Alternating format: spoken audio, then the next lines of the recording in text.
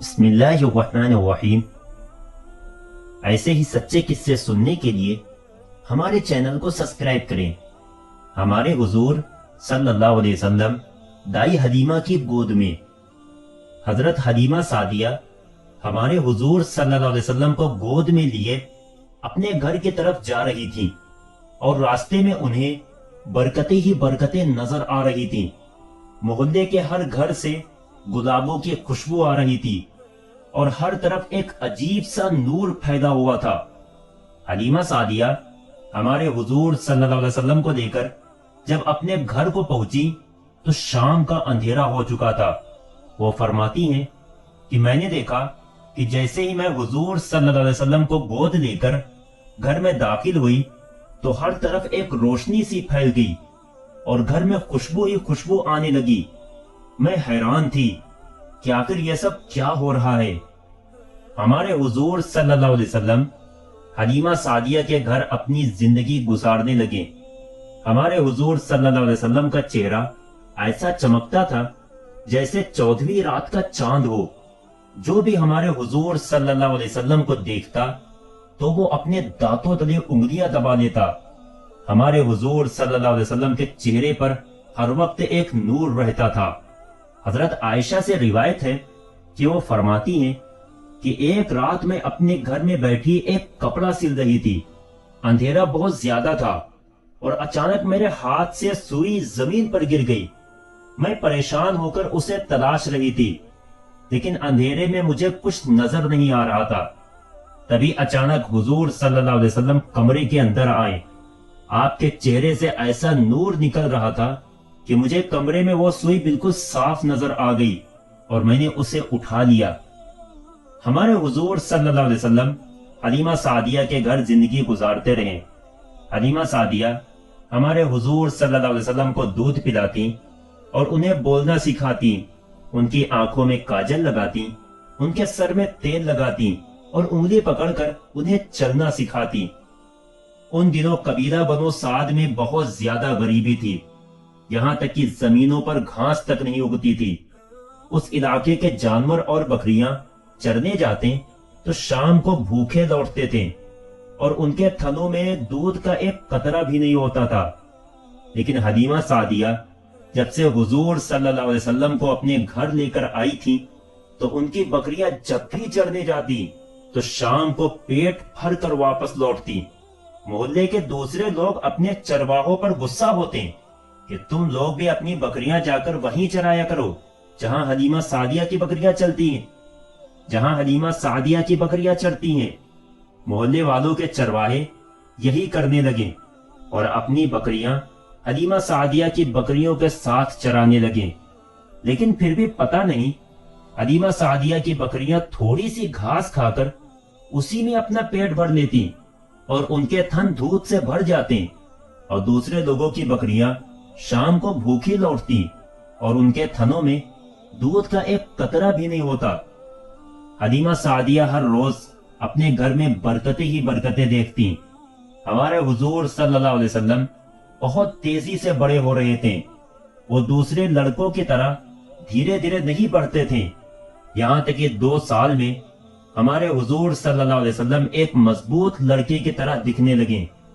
حلیمہ سعدیہ ہمارے حضور صلی اللہ علیہ وسلم کو اپنے گھر 2 سال کا وعدہ کر کے لائی تھی۔ 2 سال گزر چکے تھے۔ اب حلیمہ سعدیہ ہمارے حضور صلی اللہ علیہ وسلم کو واپس کرنے ان کی ماں آمینہ کی طرف چلی۔ حلیمہ سعدیہ کا دل نہیں چاہ رہا تھا کہ میں اپنے اس پیارے بچے کو ابھی اتنی جلدی واپس کروں، اس لیے وہ حضور صلی اللہ علیہ وسلم کو لے کر مکہ پہنچی اور حضرت آمینہ سے کہنے لگی کہ اے آمینہ، وعدے کے مطابق 2 سال تو گزر چکے ہیں، لیکن میری خواہش ہے کہ میں اپنے اس بچے کو ابھی کچھ دن اور اپنے پاس رکھوں، کیونکہ میں دیکھتی ہوں کہ مکہ میں بہت زیادہ بیماریاں پھیلی ہوئی ہیں اور مجھے ڈر ہے کہ کہیں میرے بچے کو کوئی بیماری نہ لگ جائے، اس لیے آپ مہربانی کر کے کچھ دنوں کے لیے میرا بچہ میرے پاس رہنے دیں۔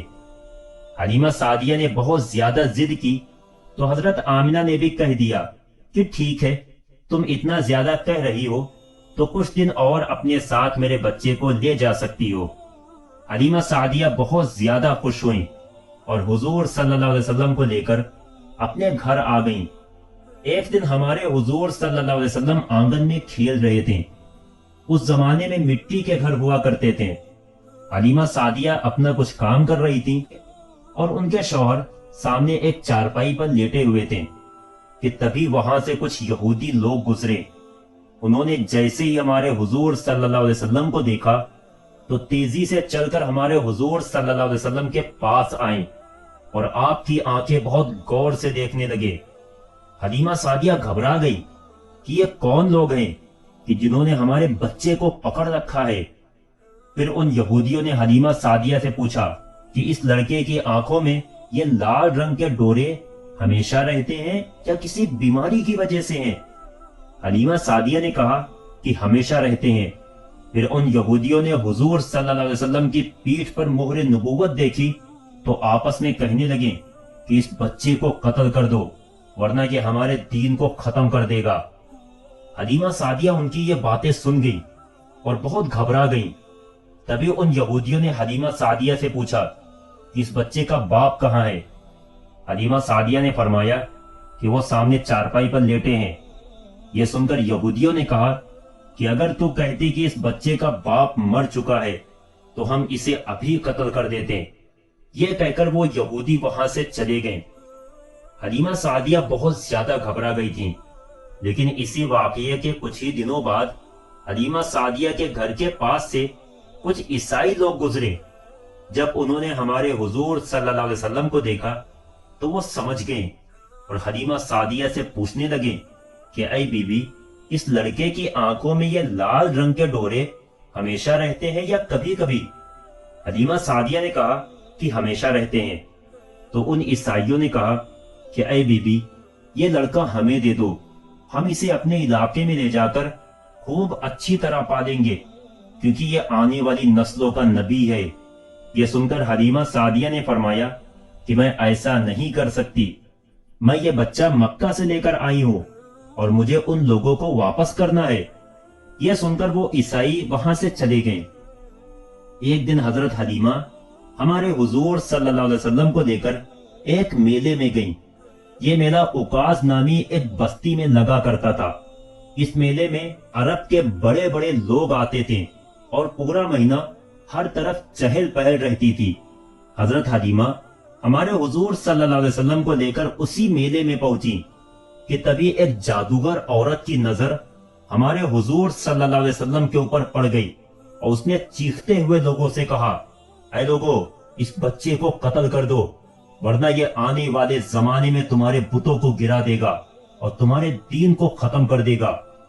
حلیمہ سعدیہ نے جیسے ہی یہ باتیں سنی تو بھیڑ میں حضور صلی اللہ علیہ وسلم کو لے کر چھپ گئیں۔ لوگوں نے ہمارے حضور کو بہت تلاش کیا، لیکن اللہ کی مدد کہ وہ لوگ ہمارے حضور صلی اللہ علیہ وسلم کو نہ پا سکیں۔ حضرت حلیمہ تیزی سے ہمارے حضور صلی اللہ علیہ وسلم کو لیے اپنے گھر کی طرف جا رہی تھی۔ ان کا گزر ذی الحجاز بستی سے ہوا۔ یہاں بھی ایک میلہ لگا ہوا تھا۔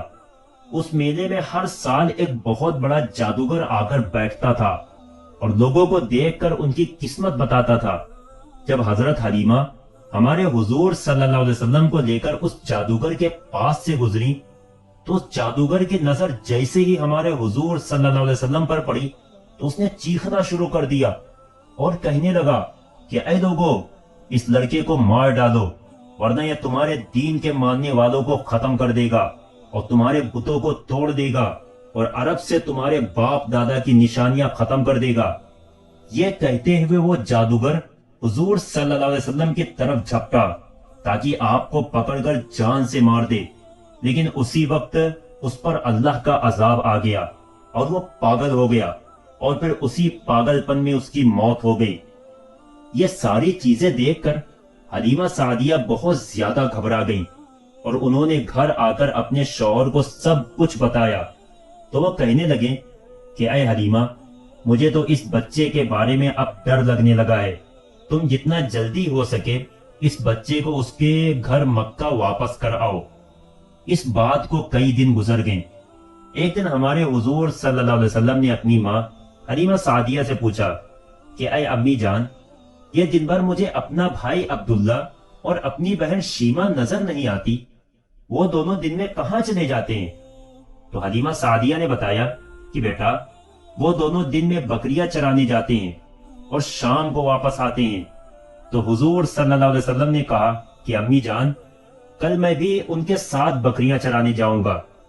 اور پھر اگلے دن سے حضور صلی اللہ علیہ وسلم بھی اپنے بھائی بہن کے ساتھ بکریاں چرانے جانے لگے۔ 3 دنوں بعد دوپہر کے وقت اچانک حضرت شیمہ اور ان کے بھائی عبداللہ دوڑتے ہوئے گھر آئیں اور حلیمہ سعدیہ کے سامنے روتے ہوئے کہنے لگے کہ اماں جان، ہمارے مکی بھائی کو 2 لوگوں نے پکڑ لیا ہے اور ان کا سینہ پھاڑ دیا ہے اور وہ ان کے سینے سے کچھ نکال رہے ہیں۔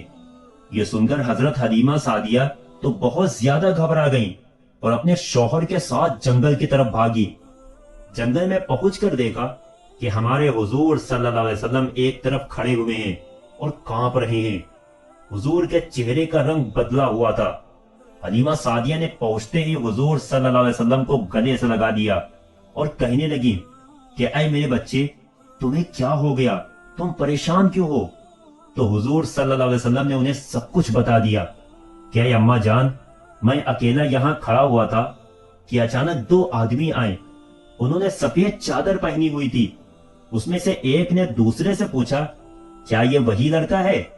تو دوسرے نے کہا، ہاں یہ وہی لڑکا ہے کہ جس کے بارے میں اللہ نے حکم دیا ہے۔ اور پھر ان دونوں نے مجھے زمین پر لٹا دیا اور میرا سینہ پھاڑ کر اندر سے کوئی چیز نکالی اور اسے پھینک دیا، پھر میرے سینے کو کسی چیز سے سل دیا۔ اماں جان، مجھے اتنی دیر ذرا بھی درد نہیں ہوا۔ یہ شق صدر کا واقعہ ہے کہ اللہ تعالیٰ نے حضرت جبریل اور میکائیل علیہ السلام کو بھیجا تھا اور حضور صلی اللہ علیہ وسلم کے اندر سے وہ چیز نکلوا دی تھی کہ جس کی وجہ سے انسان گناہ کرتا ہے اور شیطان اس پر حاوی ہوتا ہے۔ تو ہمارے حضور صلی اللہ علیہ وسلم کو بچپن ہی سے پاکیزہ بنا دیا گیا تھا۔ یہ سن کر حلیمہ سعدیہ بہت زیادہ گھبرا گئی اور حضور صلی اللہ علیہ وسلم کو لے کر اپنے گھر پہنچی۔ شوہر نے کہا کہ اے حلیمہ، اب تم دیر نہ کرو، بلکہ آج ہی اس بچے کو لے کر مکہ جاؤ اور اسے اس کی ماں کے حوالے کر دو۔ مجھے ڈر ہے کہ اب اس بچے کے ساتھ کچھ برا ہونے والا ہے۔ حضرت حلیمہ سعدیہ حضور صلی اللہ علیہ وسلم کو لے کر مکہ کی طرف چل دی۔ 2 دنوں کے سفر کے بعد وہ مکہ پہنچی، لیکن ابھی وہ مکہ میں داخل ہو ہی رہی تھی کہ اچانک ہمارے حضور صلی اللہ علیہ وسلم ان کے ہاتھوں سے کہیں غائب ہو گئے۔ وہ بہت پریشان ہو گئی۔ شام کا وقت ہو رہا تھا اور حضرت حلیمہ ادھر ادھر ہمارے حضور صلی اللہ علیہ وسلم کو تلاش کر رہی تھی، لیکن کچھ پتہ نہیں لگ رہا تھا۔ آخر پریشان ہو کر دوڑتی ہوئی حضرت عبد المطلب کے پاس پہنچی اور کہنے لگی کہ اے عبد المطلب، میں آپ کے پوتے محمد کو واپس کرنے مکہ آ رہی تھی کہ پتہ نہیں مکہ کے پاس اچانک وہ کہیں غائب ہو گئی۔ میں نے انہیں بہت تلاش کیا لیکن کچھ پتہ نہ چلا۔ یہ سن کر عبد المطلب بھی پریشان ہو گئے اور انہوں نے اپنے لڑکوں کو دوڑایا کہ جاؤ جلدی سے مکہ میں ہر طرف ڈھونڈو کہ میرا پوتا کدھر ہے، جلدی کرو، کہیں ایسا نہ ہو کہ اسے کوئی بھیڑیا اپنا شکار بنا لے۔ سارے لوگ پریشان ہو کر ہمارے حضور صلی اللہ علیہ وسلم کو ڈھونڈنے لگے۔ حضرت عبد المطلب کعبے میں گئے اور اس کا غلاف پکڑ کر روتے ہوئے اللہ سے دعا کی کہ اے اللہ، میرے پوتے محمد کی حفاظت فرمانا، وہ جہاں بھی ہو اسے صحیح سلامت میرے پاس بھیج دیجیے۔ اتنی دیر میں ورقہ بن نوفل اور ایک دوسرے آدمی عبد المطلب کے پاس حضور صلی اللہ علیہ وسلم کو لے کر آئے اور آگے بڑھاتے ہوئے کہا کہ اے عبد المطلب، یہ آپ کا بیٹا ہے، ہمیں مکہ کے باہر ایک جنگل میں ملا تھا۔ حضرت عبد المطلب نے حضور صلی اللہ علیہ وسلم کو گلے سے لگا دیا اور پھر انہیں لے کر کعبے کا طواف کرنے لگے اور اللہ سے دعائیں مانگنے لگے کہ اے اللہ، میرے بچے کی حفاظت فرمانا۔ اور پھر عبد المطلب نے حضور صلی اللہ علیہ وسلم کو حضرت آمنہ کے پاس بھیج دیا۔ حضرت آمنہ نے حلیمہ سعدیہ کو اپنے پاس بلا کر پوچھا کہ اے حلیمہ، تم اتنی جلدی میرے بچے کو واپس کیوں لے آئیں؟ ابھی تو کچھ دنوں پہلے تم اتنا ضد کر کے میرے بچے کو اپنے گھر لے گئی تھی۔ حلیمہ سعدیہ نے فرمایا کہ اے آمنہ، ہمارا آپ کا وعدہ 2 سال کا ہوا تھا کہ میں 2 سال اس بچے کو اپنے یہاں دودھ پلاؤں گی۔ اب 2 سال گزر چکے ہیں، اس لیے میں چاہتی ہوں کہ اب آپ ہی اپنے بچے کو پالیں۔ حضرت آمنہ سمجھ گئی کہ بات کچھ اور ہے، اس لیے کہنے لگی کہ اے حلیمہ، صحیح صحیح بتاؤ کہ اصل معاملہ کیا ہے۔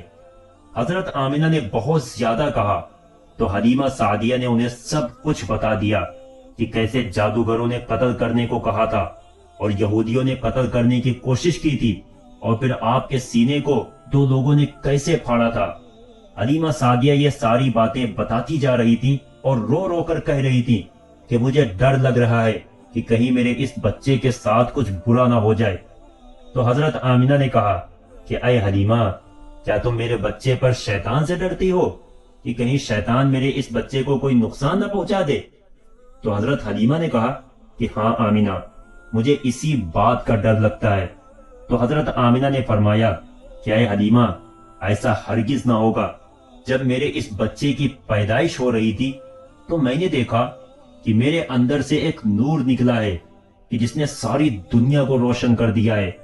اور پھر حضرت آمنہ نے دائی حلیمہ کو پیدائش کے وقت کے سارے معجزے بتلائے اور فرمایا کہ اے حلیمہ، اب تم جا سکتی ہو۔ میں خود چاہتی تھی کہ میرا پیارا بچہ اب میرے پاس آ جائے۔ دائی حلیمہ واپس چلی گئی اور پھر ہمارے حضور صلی اللہ علیہ وسلم اپنی امی حضرت آمنہ کے پاس زندگی گزارنے لگے۔ دوستو، اگر واقعہ پسند آیا ہو تو لائک کرنا اور چینل کو سبسکرائب کرنا نہ بھولیں، اور جاتے جاتے ایک پیارا سا کمنٹ ضرور کر دینا۔ السلام علیکم۔